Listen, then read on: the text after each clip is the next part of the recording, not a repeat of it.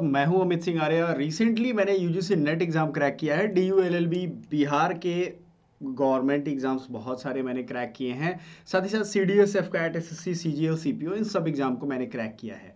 मैं ये कहना चाहता हूं कि आप उनसे नदी तैरना सीखिए जिन्होंने खुद नदी में छलांग लगाई हो और तैर के पार किया हो। उनसे आप ट्रेनिंग लो पढ़ने की।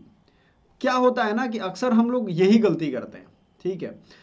आज हम लोग पढ़ने वाले हैं पॉलिटी का वो चैप्टर जो कि बहुत इंपॉर्टेंट चैप्टर है, खासम खास चैप्टर है। आगे बढ़ने से पहले हम बता दें, मॉक टेस्ट आपकी चल रही है। व्हाट्सएप नंबर है, उस पर आप संपर्क कर सकते हो। हमारा एकेडमी पॉइंट एप्लीकेशन है, ये नाम से आपको एप्लीकेशन मिल जाएगा और इतने सारे हमारे चैनल हैं जिसको आप जरूर ज्वाइन करिएगा। चलिए शुरू करते हैं। पहला क्वेश्चन क्या है, ये पीडीएफ भी अगर आपको चाहिए तो मात्र 300 में 15,000 के अप्रॉक्स आपको क्वेश्चन मिल जाएंगे 300 रुपए में। ऐसे अलग अलग सब्जेक्ट के, लाइक हिस्ट्री, पॉलिटी, ज्योग्राफी, इन सब सब्जेक्ट के आपको क्वेश्चन पेपर मिल जाएंगे। आपको शिद्दत से पढ़ते जाना है। पहला क्वेश्चन है, how many parts Indian constitution is divided in how many parts. कितने पार्ट्स हैं भाई इंडियन कॉन्स्टिट्यूशन के, भाग कितने हैं। तो बच्चों को ये कंफ्यूजन होगा कि 22 है कि 25 है कि 20 है कि 22 है। तो आज ये कंफ्यूजन मैं दूर कर दूंगा। आइए आपको मैं बताता हूं यहां रियल आंसर इसका। तो 16 पार्ट है, क्या ये 16 पार्ट है? बिल्कुल गलत। 22 पार्ट, 24 काट दो, 25, 22 एंड 25 में आपको कंफ्यूजन है। तो चलो मैं आपको ये कंफ्यूजन दूर कर देता हूं, फटाफट से आपको बता देता हूं। देखो 22 पार्ट, जब हमारा संविधान लागू हुआ ना तो 22 पार्ट थे, 8 शेड्यूल था और आपके 395 आर्टिकल्स थे। लेकिन आपको मालूम है तब से बहुत कुछ बदला है। 42वें संविधान संशोधन में बहुत सारी चीजें जोड़ी गई, तो उसे मिनी कॉन्स्टिट्यूशनल अमेंडमेंट कहते हैं। तो ये 22 के आने के बाद 4 चीजें जोड़ी गई, यानी प्लस हुआ, 4 पार्ट जोड़ा गया और 1 पार्ट घटाया गया। तो आप कहोगे सर ये भी बता दो कौन सा घटाया गया। तो VII यानी जो शेड्यूल वी में स्टेट्स थे, कई सारे, मतलब type A type B state हुआ करते थे आजादी के बाद भी, इनको कम किया गया। क्लियर है ये चीज? क्लियर हुआ कि नहीं? ये चीज क्लियर हो गया हो तो एक बार वीडियो लाइक कर दीजिएगा। तो अब 4 बढ़े, 1 घट गया, तो 25 हमारे पास अभी करंट में है। अगर यही सवाल ऐसे पूछा जाता कि आजादी के टाइम में या हमारा संविधान जब लागू हुआ उस टाइम पे कितने थे, तो 22 थे। अब हमारे पास शेड्यूल अभी कितने हैं? 12। अब इसके बेस पे फटाफट से यूं देखना क्वेश्चन कितने बनेंगे।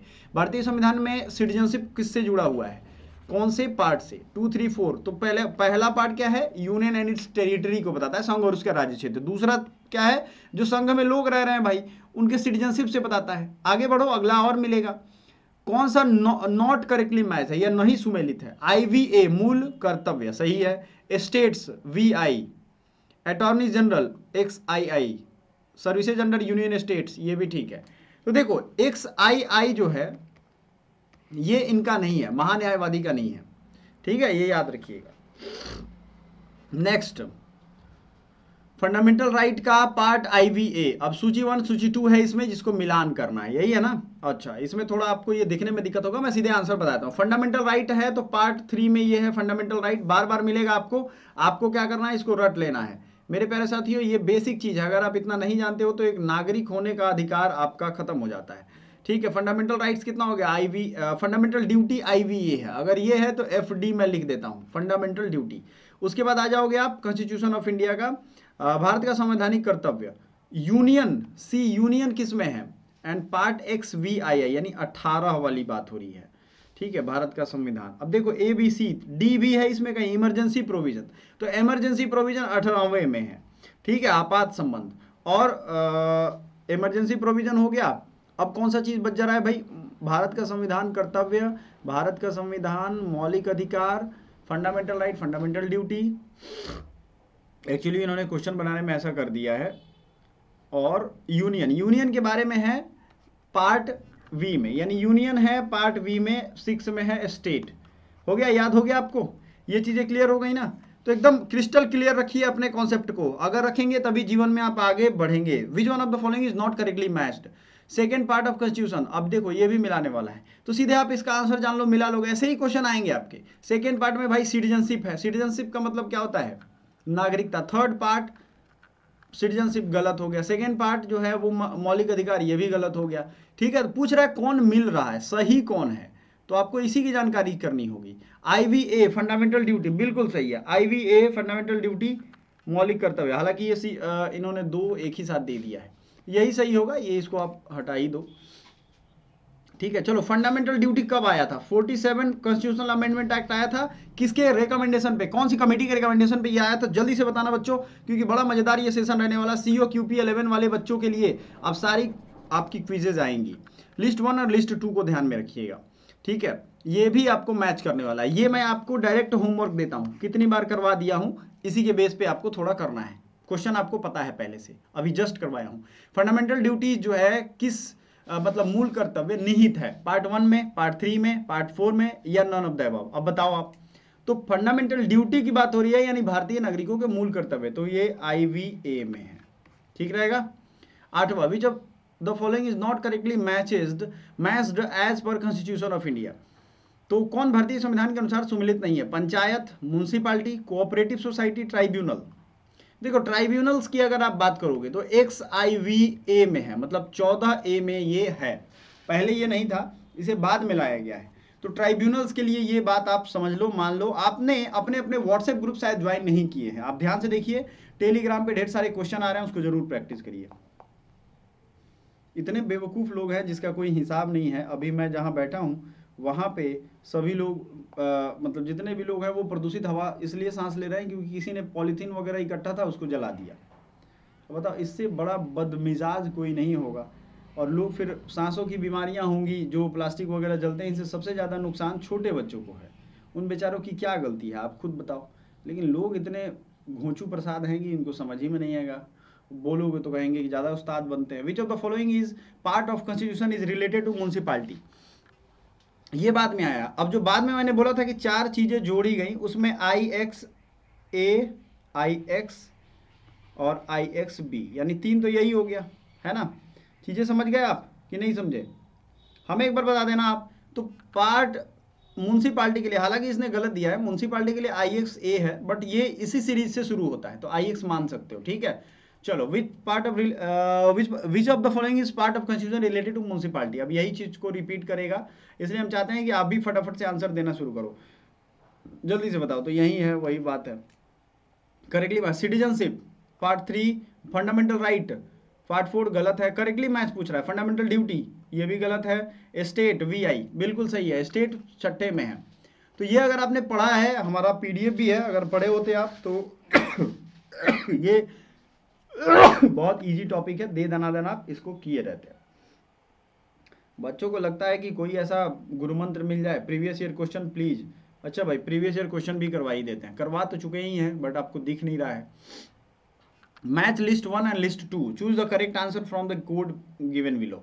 अब देखो इसमें भी वही है, फॉर्मिंग न्यू स्टेट। आपको मालूम है ना कि आर्टिकल 1 2 3 4 इनको अगर पढ़ोगे तो एक में तो यूनियन एंड स्टेट है, 2 एंड 3 एंड 4, 5 से फिर सिटीजनशिप स्टार्ट हो जाता है, ठीक है। अब आ जाते हैं, आपको एक चीज दिखाता हूं मैं कि यहाँ सूची 1 एंड सूची 2, थोड़ा ये देने में मतलब जो बनाया है कंटेंट जिन्होंने, उनको मैं बता दूंगा।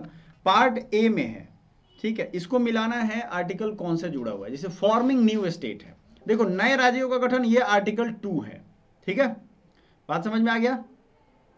और इस्टेब्लिशमेंट ऑफ स्टेट, यानी अगर नए राज्यों को बनाना होगा तो आर्टिकल 2 के तहत बनाएंगे, लेकिन अगर वही स्टेट है उसमें तोड़ मड़ोड़ करके इधर उधर करके बताना है, ठीक है, तो आपको क्या करना होगा बताइए।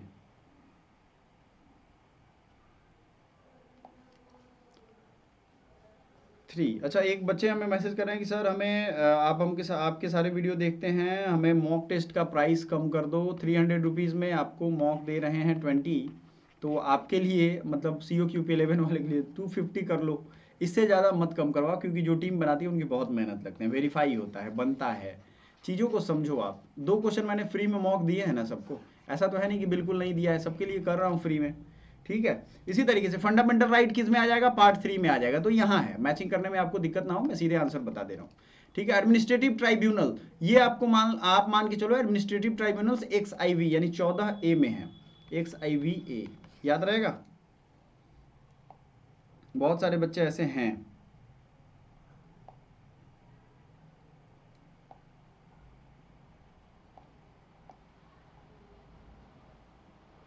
बच्चों को लगता है कि सर ये भी सुमेलित करने वाला है, ये हम लोग इसमें जितने क्वेश्चन है वो हम लोग पहले ही कर चुके हैं। ठीक है, तो आपको आपातकाल किस में है भाई, इलेक्शन किस में है, इलेक्शन 15 में है, एक्स वी। ठीक है, इलेक्शन किस में, आपातकाल किस में है, जल्दी से बताइए, इमरजेंसी प्रोविजन, नागरिकता। अब यहाँ आप सूची 1 एंड सूची 2 को देखोगे तो नागरिकता है। ठीक है,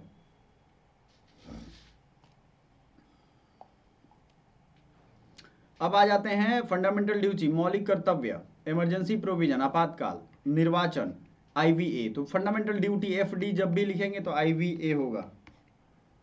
ठीक है, चलो next, concept of welfare state is mentioned in which part of Indian constitution. Welfare state होता है part 3, part 9, part 4, part 6। Welfare state किस में होता है? अब वेलफेयर स्टेट का मतलब होगा कि ये डीपीएसपी में बात किया गया होगा। तो डीपीएसपी किस में है? पार्ट 4 में है। समझ में आ गया? अब देखो ये पीडीएफ आप लेकर के घर पे भी प्रैक्टिस कर सकते हो। ठीक है, ये मस्त चीज है एकदम, आपके जनरल कंपटीशन वाले एग्जाम में भी आपको ये काम आएगा, ये याद रखिएगा। Only you are the hope for my preparation. कोई सोर्स नहीं मिलता सर। देखो यहाँ पे मैसेज आ रहा है बच्चों के, ठीक है, कितना अच्छा लगता है। Only you are the source. Thanks my dear, thanks my dear. मैं भी लिख रहा हूँ क्योंकि अच्छा लगता है ना बच्चों को, यार पढ़ाना मुझे मतलब शौक है, पढ़ना पड़ता है इसके लिए, बढ़िया लगता है। कॉन्सेप्ट ऑफ पंचायत, ये किस अध्याय में है भाई? 2, 3, 4, 5 बताओ। State is, concept of formation of panchayat has liability of state to mention in which part of constitution. अच्छा, चैप्टर 1, चैप्टर 3, चैप्टर 2, चैप्टर 4। अब यहाँ आप पढ़ जाओगे चक्कर में कि क्या है। You are doing very well and your video is helping for dedicated student. क्या बात है, जबरदस्त, बहुत अच्छा लगा मुझे। मैं अभी लाइव लेक्चर रिकॉर्ड कर रहा हूँ, बच्चे भी देख रहे हैं, लेकिन मुझे बहुत अच्छा लगा, आपने इतने अप्रिसिएबल वर्ड्स लिखे। Thank you so much for doing. And मैं जो भी करता हूँ आपके लिए करता हूँ, एक दुनिया में पॉजिटिविटी फैलाने की काम कर रहा हूँ और ये करता रहूँगा। हाँ, HUQP21, ओके, अरेंज कर देता हूँ, ओके, अरेंज कर देता हूँ। और आज एक न्यू चैप्टर और आएगा।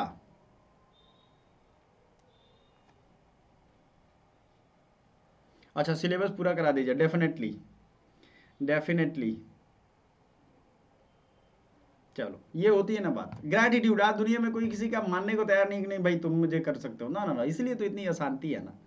अच्छा चलो, concept of formation of panchayat as a liability of state is mentioned in which part of constitution. देखो पार्ट की अगर बात करोगे तो फिर वही है, IX आएगा, पंचायत वाली बात। लेकिन चैप्टर 1 है, चैप्टर 2 है, चैप्टर 3 है, तो ये IX वाले में अगर लायबिलिटी की बात करें तो चैप्टर 1 में ही किया गया है। ठीक है, द कॉन्सेप्ट ऑफ 3, उसमें बहुत सारे चैप्टर है ना, जी तक है। ठीक है, the concept of 3 layered panchayat is mentioned in which part of constitution.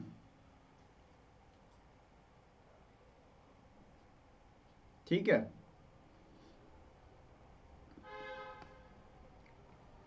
The concept of 3 layered panchayat, ये किसमें है भाई? भाग 9 में है। विच पार्ट ऑफ कॉन्स्टिट्यूशन है the provision for Panchayati Raj system. बताओ, ये भाग 9 में, ये बताना है, लेकिन बार बार पूछेगा। Thank you, thank you. Being a social worker, which part of constitution of India describe the financial relation between centre and state. भारतीय संविधान का कौन सा भाग केंद्र और राज्यों के बीच में वित्तीय संबंधों का विवरण प्रस्तुत करता है? केंद्र राज्य संबंध, बताइए, क्या भाग 11 में है, 12 में है, 13 में है, 14 में है? आप अगर देखोगे इस चीज को तो भाग 10 तक ऐसी कोई बात नहीं है। भाग में वो area, schedule area and tribal area की बात होती है, यूनियन टेरिटरी उसके पहले है। लेकिन अच्छा, जो बच्चे वो भी हैं, मतलब जो रेगुलर पढ़ रहे हैं, उनका मुझे कमेंट दिखता है, नाम दिखता है, आते हैं डेली, उनको मैं फ्री में स्कॉलरशिप के तहत एजुकेशन मटेरियल भी दे रहा हूँ। तो जो आएंगे उन्हीं को मिलेगा वो, ये चीज़ है, मैं सबको नहीं दे सकता। आपने देखो अभी जाकर के कितने बच्चे हैं वैसे। सो केंद्र राज्य संबंध की बात हो रही है। केंद्र राज्य संबंध का क्या समझते हो आप लोग? कौन सा है आर्टिकल बताओ? Centre state relation, which part बताइए बताइए बताइए, 4 ऑप्शन है। Which part describe centre state relation? Tell me about that. आपको भी तो तुम मौका देना चाहिए। तो 11, 12 है, तो पहले 11 हो जाएगा, उसके बाद 12 में क्या है, उसी का ट्रेड, फाइनेंस, सूट, ये सब बातें होती हैं। समझ में आ गया? Which part and chapter of Indian constitution deal with legislative relation between union and state. तो कौन सा भाग है संघ और राज्यों के बीच में विधायी संबंध को बताता है, विधायी, legislative relation.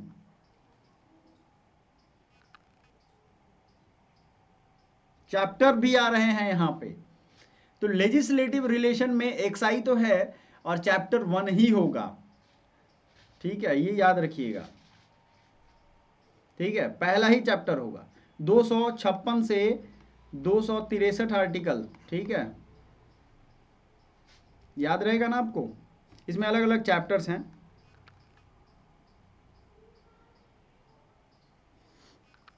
Part 16 of Indian constitution is related to, अच्छा ये थोड़ा टफ लेवल का है, ये चैप्टर जो है आपको टफ लग रहा होगा।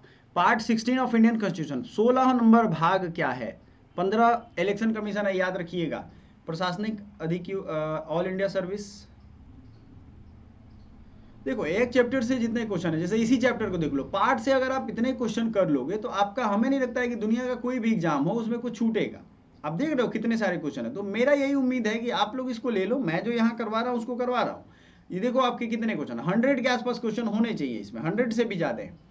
निम्नलिखित कथनों, parliament of India can place particular law in 9 schedule, part schedule से और आर्टिकल से इतने क्वेश्चन अगर हैं तो आप सोच लो कि पार्ट पे अगर 50 क्वेश्चन 100 क्वेश्चन आपने कर लिए तो आपका तो हो गया काम, हो गया कि नहीं हो गया। अब हम क्या कर रहे हैं कि संविधान को नए तरीके से पढ़ा रहे हैं, पहले भी हमने पढ़ाया हुआ है, आप जाकर के देखोगे पॉलिटी के प्लेलिस्ट में सारे वीडियो लेक्चर्स पड़े हुए हैं, हाँ थोड़े पुराने हैं, उन सबको अपडेट करना पड़ेगा, लेकिन ये जो तरीका है इस तरीके से पढ़ने में ज्यादा मजा आएगा। तो 50 क्वेश्चन आज खत्म करते हैं। चलिए पहले देख लेते हैं हम लोग, आई थिंक हमारा क्वेश्चन कहाँ था, पार्ट 16 पूछ रहा था, finance commission, special provision of certain classes, administrative tribunals, all India services. तो पार्ट 16 किससे रिलेटेड है,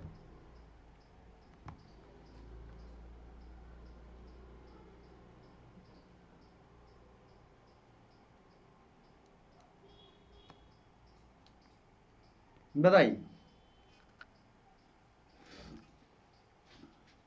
part 16 special provision for certain classes, ये ध्यान रखिएगा, बहुत बच्चे कम आंसर कर पा रहे हैं इसका। Part 16 administrative finance commission, reservation of schedule caste in community, ये ध्यान रखिएगा, इसमें SC ST OBC, SC ST OBC इनके लिए ये वेलफेयर का काम करता है। Next question, list 1 and list 2 फिर से आ गया, तो लिस्ट में आप देखोगे इमरजेंसी प्रोविजन, ये किस में है भाई, तो चलो इमरजेंसी का है, इलेक्शन है तो इलेक्शन वाला 15 है, जैसे 4 में यहाँ देखोगे तो निर्वाचन का है, XVII 18, मान लो 18 आप रख दो इमरजेंसी के लिए, ठीक है। उसके बाद ऑफिशियल लैंग्वेज 17 में है, ऑफिशियल किस में है 17 में, 16 तो आपने देख ही लिया है, special provision for certain classes certain cases, है ना। फिर से मैच का आ रहा है, तो मैं ये कहूंगा कि इसमें आप कंफ्यूज नहीं होगे, इसमें आप आराम से करोगे इसको तो हो जाएगा। ये एक्चुअली अरेंजमेंट में इधर उधर हो गया, इसको डिजाइन से इस तरीके से दिखना चाहिए, एक तरफ ये एक तरफ ये, बट वो कंप्यूटर का है ना, थोड़ा भी इधर उधर होगा तो दूसरे दिशा में चला जाएगा, बट क्वेश्चन तो आपको मैं करवा ही रहा हूँ टोटल। ये 15 PDF आपको मिल जाएगा मात्र 300 रुपीज में, अब सोचो कितना ज्यादा मजेदार बात है ये। तो आपको मैं होमवर्क भी इसमें दूंगा, ये सीरीज कंटिन्यू चलेगी आपके एग्जाम के दिन के एक दिन पहले तक, तो आपको होमवर्क दूंगा, होमवर्क में ये PDF लीजिए, इससे प्रैक्टिस करके आइए, अगले दिन मेरे सामने फटाफट से प्रैक्टिस करिए, ठीक है। तो इसमें हम लोग पहुंच चुके हैं 26 क्वेश्चन तक, 9 शेड्यूल एंड आर्टिकल की बात हो रही है। अब शेड्यूल्स की बात आ रही है, पार्ट की बात आई थिंक अब खत्म हो गई है। विच of the following schedules of Indian constitution list the name of states and specifies their territory. तो ये फर्स्ट है भाई शेड्यूल, पहले में ही ये बात की गई, हाउ मेनी शेड्यूल्स कितने हैं अभी के टाइम में, तो 12 अनुसूची है या 8 अनुसूची है, 10 है, 15 है, ए में है 8 अनुसूची, 10 अनुसूची, अच्छा मेरे से ढक जा रहा होगा, चलो अब देखो आप, अभी दिख रहा होगा, तो ये है 12 इज द राइट आंसर।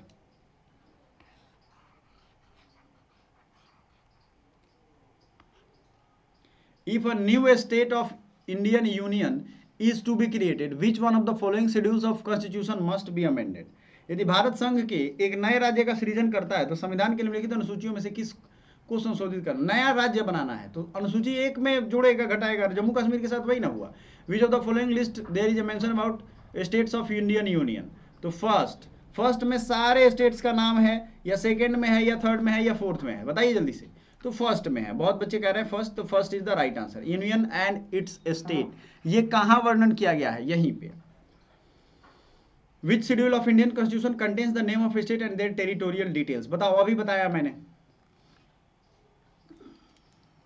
अभी 2-3 का आएगा तो आपको याद करने में मैं मजेदार ट्रिक भी दूंगा, आपको याद हो जाएगा अभी कभी। तो याद रखिएगा, name of state and territorial area ये फर्स्ट में है। 33 और 34 की अगर हम बात करते हैं, second schedule of constitution is associated. Second schedule किससे है? रिम्यूनरेशन, ओथ यानी शपथ से है, महत्वपूर्ण पदाधिकारी के वेतन, रिप्रेजेंटेशन इन राज्यसभा, लैंग्वेज। तो याद रखिएगा, पहले रुपया पैसा की बात होता है ना भारत में, तो पहला तो यूनियन एंड इट्स टेरिटरी है, दूसरा है रिम्यूनरेशन ऑफ मेजर ऑफिसर, राष्ट्रपति, प्रधानमंत्री, इन सब के वेतन, इन सब क्या होगा, तो ये यही में है। उसके बाद शपथ की बात होती है, तो तीसरा है शपथ का। तो याद रहेगा, ट्रिक यही है, पहले रुपया पैसा फिर शपथ। तो शेड्यूल में यानी अनुसूची में दूसरे नंबर पे ये होगा। फटाफट से भागते चलो। Which of the following schedule of Indian constitution is associated allocation of seat in Rajya Sabha. Rajya Sabha में सीटों का बंटवारा, थर्ड, फिफ्थ, फोर्थ, सिक्स्थ, कौन से शेड्यूल में है राज्यसभा में सीटों का बंटवारा? बताइए जल्दी से। राज्यसभा में सीटों का बंटवारा कौन से अनुसूची में है? तो फोर्थ अनुसूची में है, ये याद रखिएगा। विच of the following pairs of the schedule in the constitution and it's content is not correctly matched. तो 8, 4th, 2nd, 10th कौन सा है, जल्दी बताइए। 8वें अनुसूची में क्या लैंग्वेज है? सेकेंड अनुसूची में ओथ एंड अफर्मेशन है, गलत है। फोर्थ में एलोकेशन ऑफ सीट्स इन राज्यसभा है। 10th में प्रोविजन ऑफ डिस्क्वालिफिकेशन, एकदम सही है। तो ये भी सही है, ये भी सही है, तो भाई B is the right answer, जो कि गलत पूछा गया है।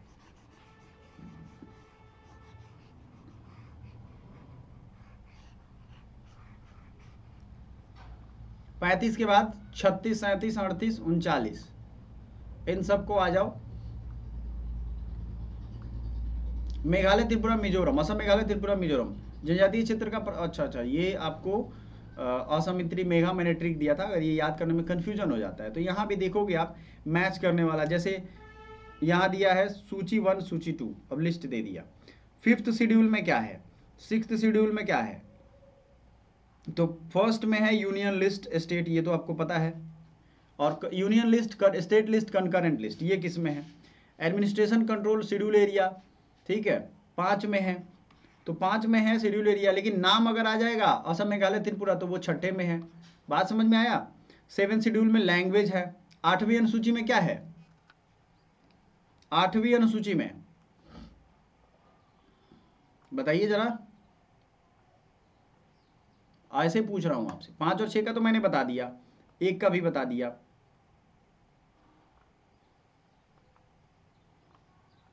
थोड़ा ये बदमाशी है। कोई नहीं, 8 ऐसे ही बता दो, इसका आंसर आपको आ जाएगा। फिर यही चीज सेम यहाँ पे भी है, ठीक है। नेक्स्ट आगे बढ़ते हैं। कूट मिलान करने के लिए सामने सामने अच्छे से होना चाहिए। अब देखोगे आप यहाँ पे, विच of the following schedules of Indian constitution fix the number of members of Rajya Sabha. Rajya Sabha में सीटों का बंटवारा, ये कैसे होता है भाई? जल्दी से आ जाओ, 50 क्वेश्चन का टारगेट है, अभी खत्म होने वाला है। तो ये 4th शेड्यूल में है ना? यस, बिल्कुल। 5वें शेड्यूल में क्या है? 5वें और 6ठे का भी मैंने बताया है। विच of the following statement correctly describe 4th schedule. 4th schedule वाला जल्दी से बताओ, ये अभी मैंने बता दिया है।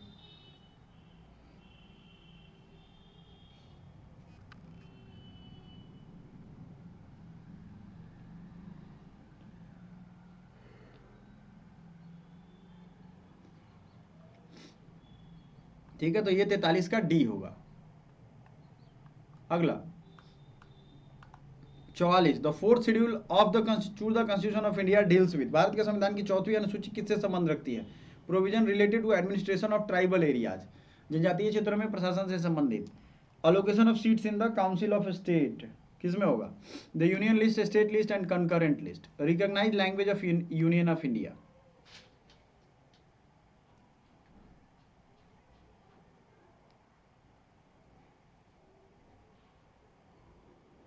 सेम चीज है। चलो आगे बढ़ते हैं।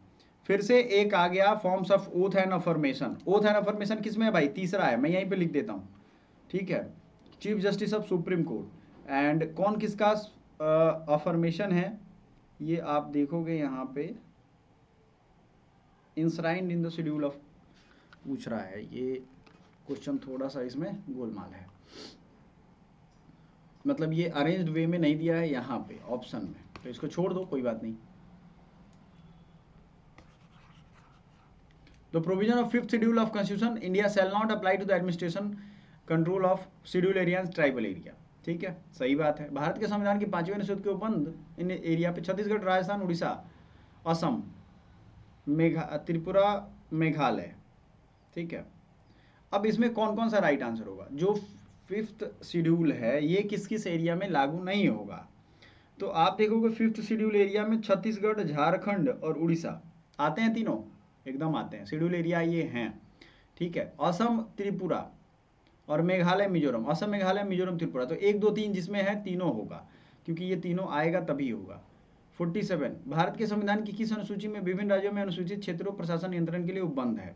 तीसरा, पांचवा, उसके बाद 7वां एंड 7वां। तो बताइए, ये अभी मैंने बता दिया है। 48 क्या है? देखो अभी ऊपर वाला मैंने बताया था इसको, इसलिए मैं इसको स्किप कर रहा हूँ। तो प्रोविजन ऑफ 5th शेड्यूल यानी संविधान की 5वीं अनुसूची और 6ठी अनुसूची के उपबंध निम्नलिखित में से किसके लिए? 5वीं और 8वीं, 5वीं और 6वीं पूछा गया।